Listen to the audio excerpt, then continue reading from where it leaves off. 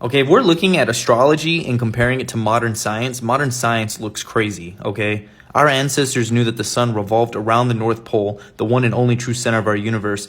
Mainstream science, however, wants us to believe that we are currently living on a ball that's shooting through endless space and circling a black hole at the center of the Milky Way, where we eventually will get sucked into. Keep in mind, we are hurtling through the cosmos at Mach 38 now.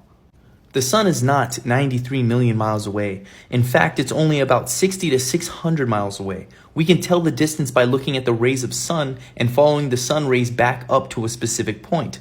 The constellations are fixed as they were nailed to the firmament or dome, which is the electromagnetic field that encloses our terrestrial Earth plane. When we say that the Earth is flat, we mean that the entire world is planar. Even though the mountains are high and the trenches are deep, there is only land above or below sea level, and the sea is always level.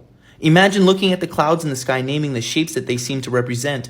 Over time, clouds will disappear or even take form of something else. We can make shapes out of the star constellations in the same manner, except constellations do not change like clouds do. In fact, they have always been the same.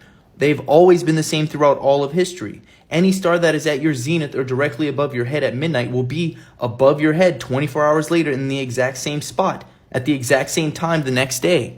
There has never been an account of parallax, shift, or dimming of the stars at night when referring to the fixed stars.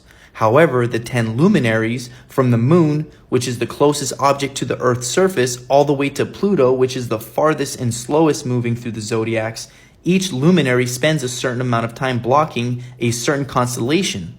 For instance, the sun is in a zodiac sign for 30 days. That constellation is blocked for an entire month.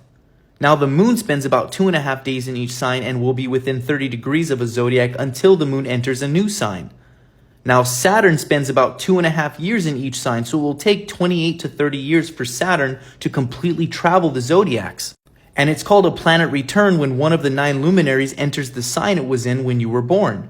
Now, since the sun and the moon are speeding through the zodiacs very quickly, you and others will definitely have different planetary alignments in your astrological birth charts. But usually the outer luminaries like Uranus, Neptune, and Pluto will influence the entire generations because they spend so long in each zodiac.